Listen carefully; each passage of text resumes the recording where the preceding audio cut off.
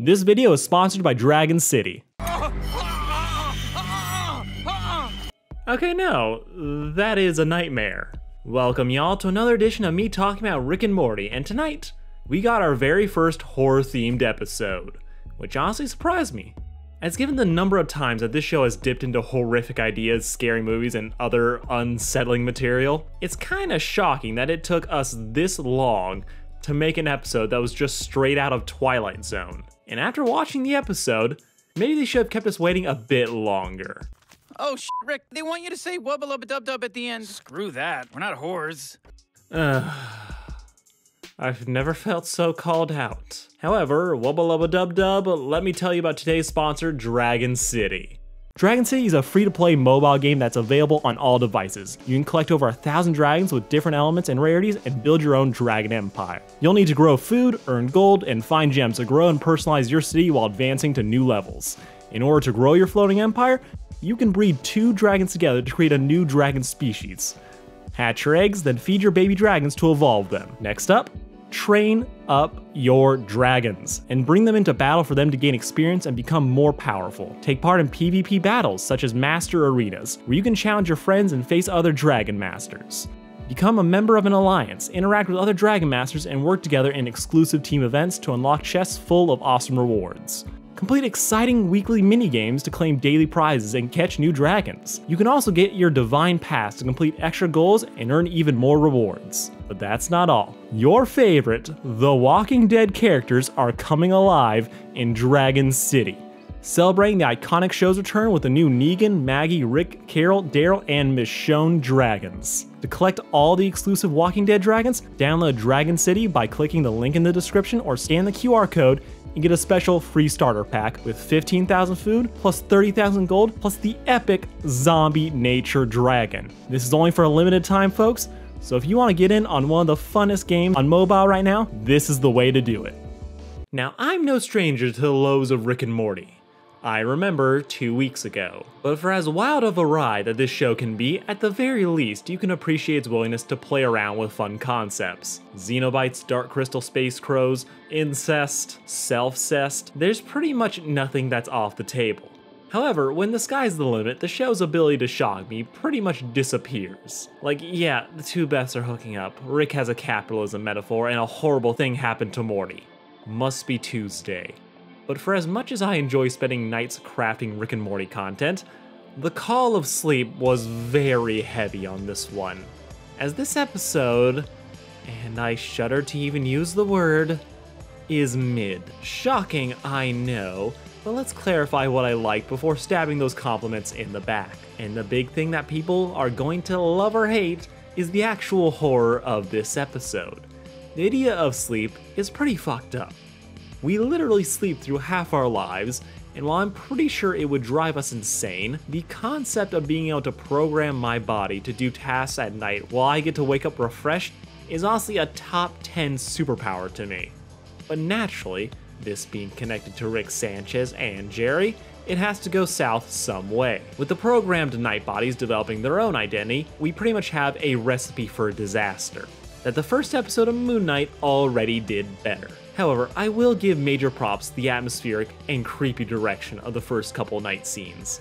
The shot of the Knight family slaving away at their choice is pretty unsettling. The dead look in their eyes, that tired hunch in their backs, more than anything else, it tells you that these aren't sleepwalking versions of people that we already know. You can feel the exhaustion with every crunch, the sweat, the veins, just the pure I'm so tired right now vibe. The whole Smith family just gets to enjoy the fruits of their labor, while the people that have to do it, this is their whole life. They have no other choice. This is all they can do. And that's terrifying, as you can see the seeds of them realizing this is my life.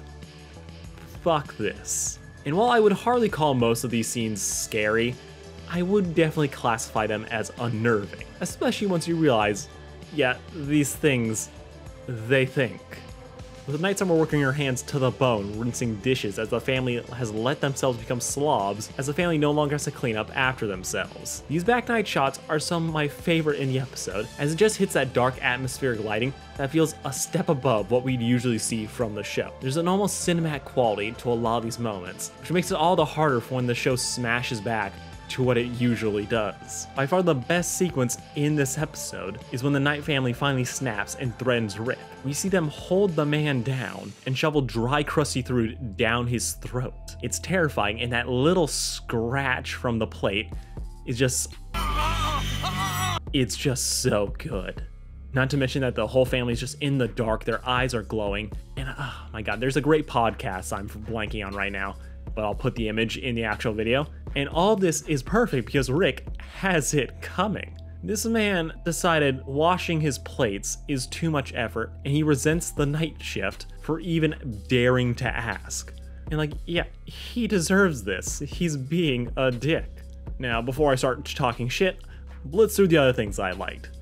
Jerry is slowly becoming the MVP of this season. The man is hilarious and continues to come in clutch.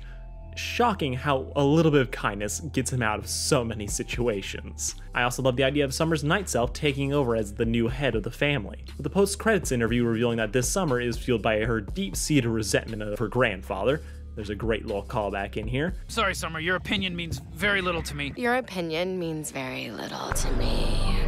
Don't feel like it's fully explored enough, but for what it is, I think it's fine. I also thought the car chase sequence was pretty cool. Not peak Rick and Morty violence, but the add hiccups of the Smiths becoming their own enemies or allies if they're awake or asleep is a lot of fun, as it just keeps switching up and you never feel like the family ever gets completely out of danger. The final melee being hilarious as they just beat the hell out of each other, and just you'd have Rick in the background choking Morty in and out of consciousness. It's just comedy gold.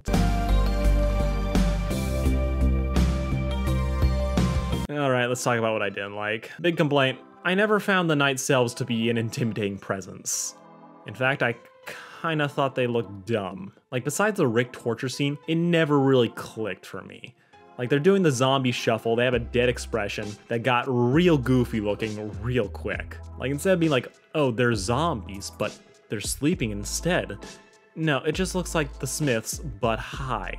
I know it would have been more difficult to shoot, but if they had kept the shadow appearance just with the glowing eyes, it would have added such a great creep factor to it. Like, the whispered voices are perfect, they're fun. But rather than having Beth just get these random jump scares, have more build up to it. Keep Rick in the dark, with Beth thinking it's Rick, but never knowing for sure that it's him. I know the episode wants to sell us like, oh no, they're still people and they're having to be forced to do these shitty jobs. As soon as you start transitioning to they're the enemy here, you kind of have to up the ante. You have to make them more intimidating than just this. I think the Night Morty pins had the right idea, making them look like the beast from over the garden wall. It's just a killer look and would have been way harder to sell this action fight, but as it is, I think it just is missing that oomph. As this horror energy is what this episode actually needed, as I don't feel like the episode commits enough. It literally has just 2 scenes of setup, then the rest of the episode is just problem solving. What was supposed to be like an actual tense scene, Summer hiding amongst the Knight family, feels like a Wind Waker stealth mission. A little stressful,